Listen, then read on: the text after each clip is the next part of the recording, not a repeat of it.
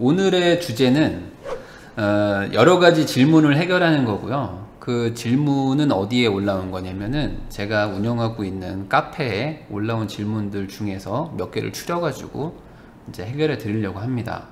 이 화면이 제가 이제 운영하고 있는 카페인데, 그 부동산 읽어주는 남자 재테크 스쿨 이렇게 치시면 돼요. 네이버에서 부동산 읽어주는 남자 재테크 스쿨. 지금 화면에서도 보면은 1시 방향에 제가 녹색 창에 부동산 읽어주는 남자 재테크 스쿨 이렇게 써놨죠.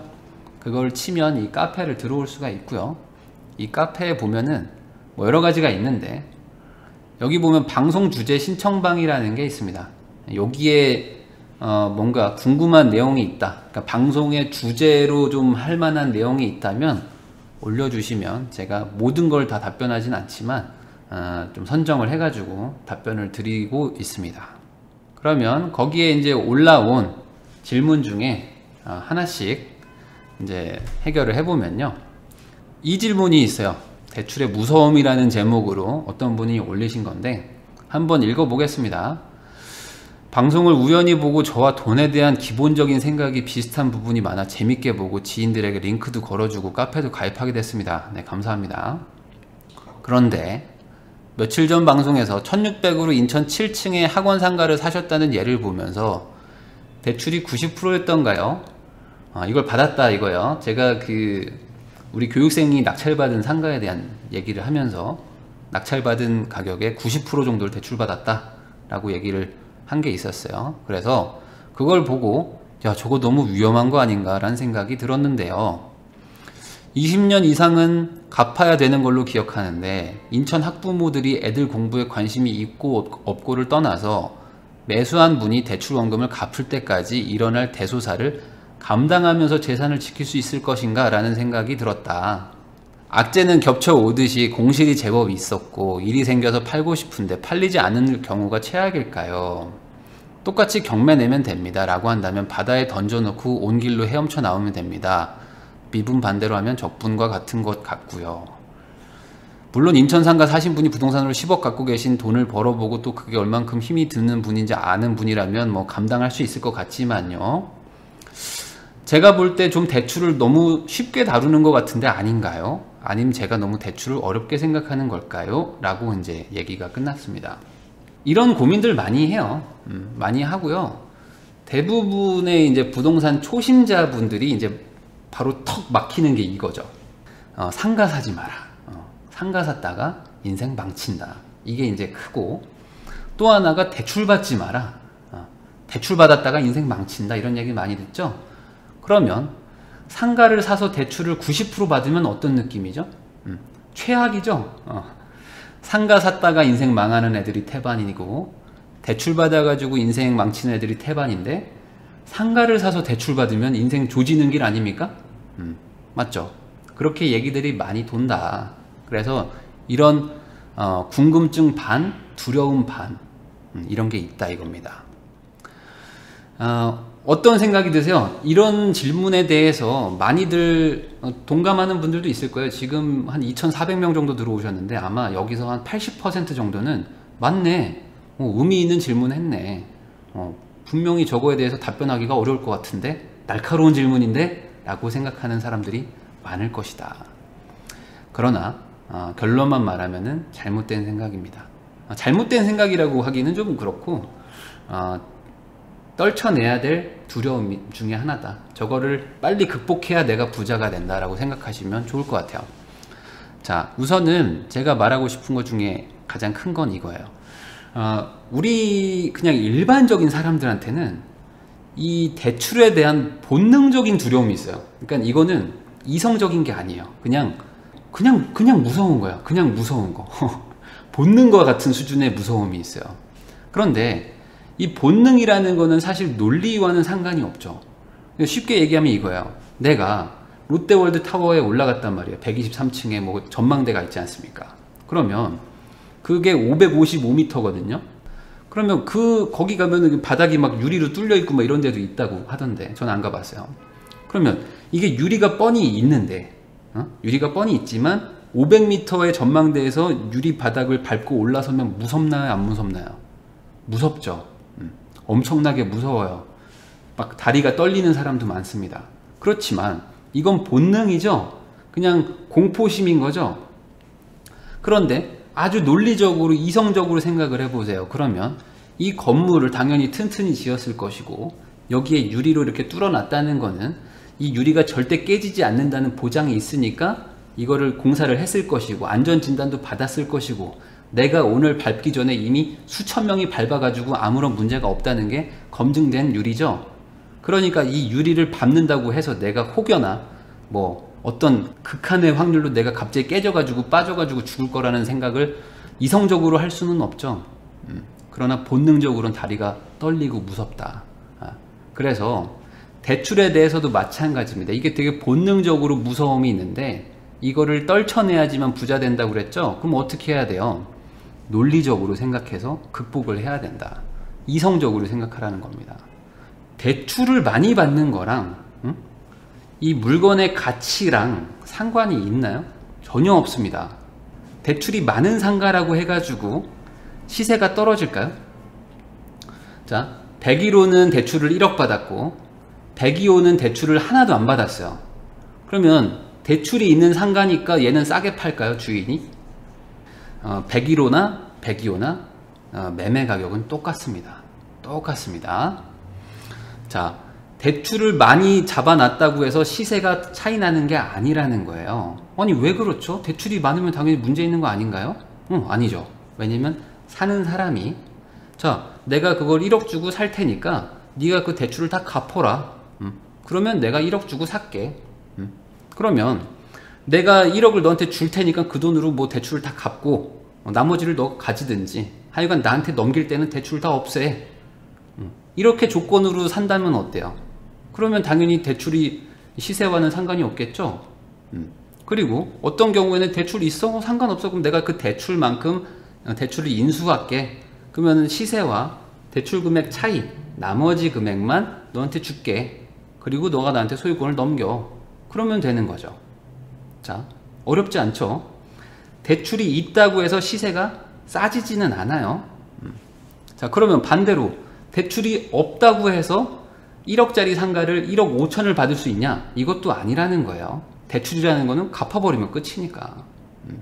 자, 그러면 이런 고민도 하시죠. 지금 고동일님이 대출이 많으면 임차인들이 걱정하지 않을까요? 상가라는 거는 기본적으로 월세죠. 월세라는 건 뭐죠? 보증금 조금 걸어놓고 다달이 월세를 내는 거죠. 그러면 날려봐야 보증금이죠. 전세처럼 몇 억 걸고 시작하는 데가 아니잖아요. 상가라는 거는. 그리고 만약에 상가가 경매로 당하는 경우도 있을 거 아니에요. 상가가. 그러면 그 보증금 걸어놓은 게 내가 지금 돈을 뜯기는 거죠. 왜냐면은 월세라는 건 내가 아직 안 준 돈이고 미래에 줄 돈이니까 상황이 뭔가 불확실해졌다 그러면 월세를 안 내버리면 되잖아요. 그러니까 내가 뜯길 돈은 보증금밖에 없죠. 그럼 만약에 경매를 당했다고 쳐요. 그럼 경매가 시작되면은 임차인한테도 고지가 옵니다. 그러면 어떡하죠? 사람들이 월세를 안 내기 시작합니다. 월세를 안 내서 보증금을 까먹죠. 관리비도 안 내고 막 버텨요. 경매 당했다고. 그러면은 보증금을 계속 까먹는 거예요. 그런 경우들이 많죠. 그래서 임차인들 중에도 이것도 본능 같은 거예요. 그냥 대출이 많으면 싫어. 이런 사람들도 있지만 대부분의 임차인들은 상가에 대출이 있고 없고를 별로 따지지를 않습니다. 어차피 내가 보증금 조금 걸고 시작하는 거니까.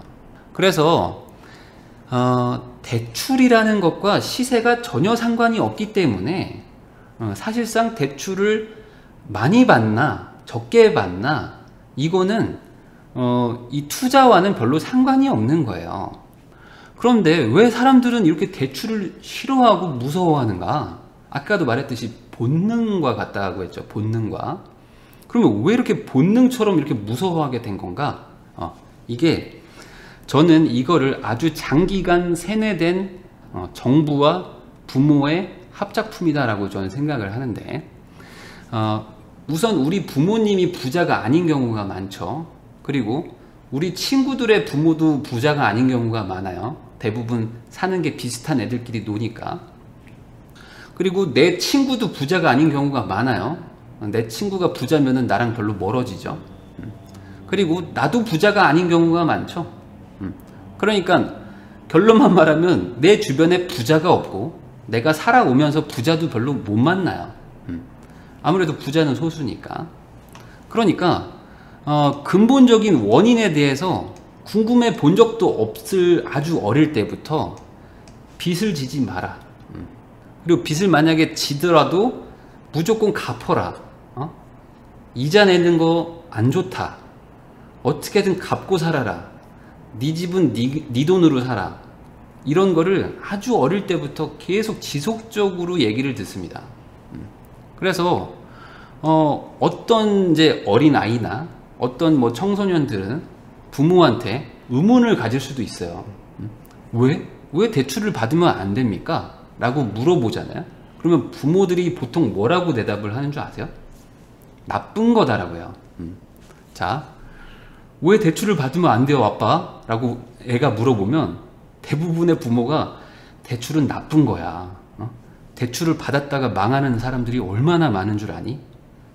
그렇게 해서 망해가지고 경매당하는 것도 너는 아직 못 봤지만 내 주변에 그런 사람들이 많아. 욕심 부리다가 인생 골로 간단다. 라고 아주 다정하게 얘기해 주죠.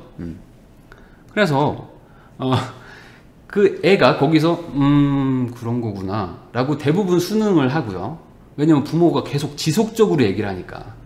정부나 이런 데서도 아무도 안 알려주니까. 교육 과정에서 아무도 대출을 받으라고 얘기해 주지 않으니까. 그런데 어떤 애들은 거기서 또 뭐라고 하죠? 저항을 합니다. 저 같은 애들은 저항을 해요. 그래서 또 물어봅니다. 아니, 왜요? 왜 그게 나쁜 거예요? 그렇게 해서 돈을 빌려가지고 그 돈을 잘 쓰면 되는 거 아닙니까? 그렇게 해가지고 돈을 내가 더 많이 벌 수 있으면 되는 거 아니에요? 그게 욕심인가요? 그렇게 계속 얘기를 하잖아요? 그러면은 부모님들의 최종 반응이 뭔 줄 아세요? 아니, 어른한테 말대꾸를 해, 이놈이. 이러면서 화를 내요. 야, 너 지금 부모한테 지금 그게 뭐 하는 말버릇이야? 부모가 어련히 나쁜 거면 하지 말라고 하지, 그게 좋은 거면 내가 너한테 하지 말라고 하겠냐? 라고까지 가면서 윽박지르고 끝나는 게 우리나라 대출에 대한 교육이다. 이게 전부인 거야. 그래서 그냥 대다수의 사람들이 대출은 나쁜 겁니다. 그리고 대출은 무조건 갚아야 됩니다. 왜 갚아야 되죠? 나쁜 거니까요. 왜 빌리면 안 되죠? 나쁜 거니까요. 왜 나쁘죠? 대출 받았다가 망한다고 하니까. 그럼 대출 받아서 성공한 사람은 없나요? 네, 제 주변엔 없는데요. 아, 그렇군요. 하면서 대화가 끝난다. 방금 전에 그 글도 마찬가지예요. 대출을 갚으면서 20년간 갚으면서 살아야 될 텐데 그걸 감당할 수 있을지 모르겠어요. 걱정입니다. 라는 그 문장 자체에서 이미 대출은 갚아야 된다라는 마인드가 있는 거죠. 대출을 왜 갚아야 되죠? 왜 갚아야 됩니까? 대출을 안 갚고 계속 대출을 유지하면 돼요. 그렇지만 사람들은 갚아야 된다고 그냥 세뇌 당한 거예요. 그러니까 야, 저거 이자 내면서 저거 원금 갚아가면서 남는 것도 없는데 저러고 뭐하러 사냐, 저러다 공실 한번 나면 그냥 인생 망치겠는데? 라고 그냥 이상한 논리로 가는 거다. 이자 내는 게 너무 아까워요 라는 말을 하는 사람들도 있어요. 그러면 그분들한테 저는 이렇게 물어보고 싶어요. 왜 이자 내는 게 쓸데없는 짓입니까? 왜? 이자 내는 게 왜 쓸데없는 짓이죠? 왜 아까운 짓이죠? 이자 내는 게 안 아깝게 만들면 안 되나요? 라고 물어보면 어떻게 그게 되죠? 라고 얘기를 해요. 이자 내는 게 얼마나 아까운 건데? 라고 그냥 논리가 없어져요. 자, 그러면 또 이런 얘기 하는 분들이 있어요. 그럼 어떻게 대출을 안 갚고 그럼 평생 가져갑니까? 네. 그럼 반대로 제가 물어보고 싶은 거예요. 왜 평생 빚을 지고 있으면 안 됩니까? 그럼 이자가 나가잖아요. 그럼 왜 이자를 내면 안 됩니까? 이자는 아까운 돈 아닌가요? 왜 이자를 아깝다고 생각하시죠? 이자는 내 통장에서 돈이 나가니까 아까운 거 아닌가요? 그러면 왜 부자들은 왜 빚을 지어가지고 막 상가도 사고 막 아파트도 사죠? 부자들은 나쁜 놈들인가? 뭐 이상하게 가는 거예요. 이거가 안 깨지면 부자는 글렀다 라고 생각하시면 돼요. 대출금을 갚아야 된다라는 막연한 불안감을 버리세요. 무조건 이걸 버려야 돼요. 그래야 내가 부자가 되든 말든 뭐 시작이라도 해볼 수가 있습니다. 쉽게 생각을 해보세요. 쉽게 남의 돈을 갖다 쓰는 게 대출이죠. 그러면 남의 돈을 공짜로 쓸 수 있나요? 남의 돈을 빌렸다고 칠게요. 그러면은 당연히 걔한테 뭘 이득을 줘야 걔가 나한테 돈을 빌려주죠. 그러니까 이용료를 내는 게 이자입니다. 맞죠? 이거 어려운 개념 아니에요. 그러면 대부분 택시를 타보셨죠? 그럼 택시를 타면 어디를 가죠? 그럼 그 택시를 이용했죠? 그럼 택시비를 냅니까 안 냅니까? 그러면 당연히 내야 됩니다. 그게 당연한 겁니다 라고 얘기를 하실 거다. 그런데 왜 대출을 쓰면 이자를 내는 게 아까운 짓이죠? 택시를 왜 타? 이런 사람도 많아요. 야, 버스를 타고 가면 되지. 그거 20분 아끼겠다고 왜 택시를 타 너는? 이런 마인드가 무슨 마인드죠? 대출을 갚아야 된다 이 마인드예요. 대출은 나쁜 것이다. 택시는 나쁜 것이다. 왜 나쁜 것이죠? 비싸니까. 택시는 비싸니까 나쁜 거다라는 마인드가 대출은 나쁜 거다라는 것과 똑같은 거예요. 자, 그러면 택시는 나쁜 건가요? 나쁘죠. 금전적으로만 보면 나쁜 거예요. 당연하죠. 아니, 버스를 타면 1,500원, 1,700원에 가는데 택시를 타면은 7,000원, 만원을 내야 돼요. 맞죠? 그러면 금전적으로 보면 얼마나 나쁜 겁니까? 그러면 거꾸로 버스를 타는 거는 나쁜 건가요? 안 나쁜 건가요? 버스를 타는 거는 엄청 나쁜 짓이죠? 왜 그렇죠? 아니, 내가 2다리가 달렸는데 걸어가면 공짜인데 왜 버스를 탑니까? 버스 타는 게 얼마나 나쁜 짓이에요? 그렇지만 버스는 괜찮은 거, 택시는 나쁜 거. 걸어가면 되는데 걸어가는 거에 비하면 다 나쁜 거예요. 맞죠? 자, 그러면 왜 버스를 타죠? 사람들은 시간을 절약할 수 있으니까. 그럼 그 시간을 절약해서 뭘 하죠? 사람들은 일을 한다. 돈을 벌죠. 사람들을 만나서 놀죠. 그래서 스트레스를 해소하죠. 그러니까 돈과 시간을 바꾸는 거예요. 그게 버스죠. 그러면 택시는 뭐죠? 똑같은 거예요. 내가 조금 더 편리하게, 조금 더 편하게, 조금 더 쾌적하게, 조금 더 간편하게 가는 대신에 돈을 더 내는 거죠. 그래서 택시가 버스보다 비싼 거예요. 왜냐면 나 혼자 타고 다니니까 훨씬 편하죠. 그래서 핵심은 이거예요. 이자를 내는 거를 두려워하지 마세요. 이자를 내는 걸 두려워하지 마시고 이자를 내는데 그 이상을 벌려고 해야 돼요. 그게 핵심이에요. 그게 핵심. 이자를 내고 그 이상의 효과를 보는 데에 내가 중점을 둬야 돼요. 그러면 내가 부자가 됩니다. 부자가 될 수 있는 마인드가 생겨요. 그렇지만 저는요, 그 돈이 너무 아까워 죽겠는데요. 이 돈을 어떻게 아끼고 싶은데요. 이득 볼 생각은 못해요. 그냥 아끼고 싶어. 그러면은 버스를 타러 갔다가 버스비도 아까워서 걸어 다니게 된다. 그러면 그게 부자가 되는 길은 아니겠죠? 그러니까 대출을 갚아야 된다라는 마인드 자체를 버려야 됩니다. 대출은 안 갚아도 돼요.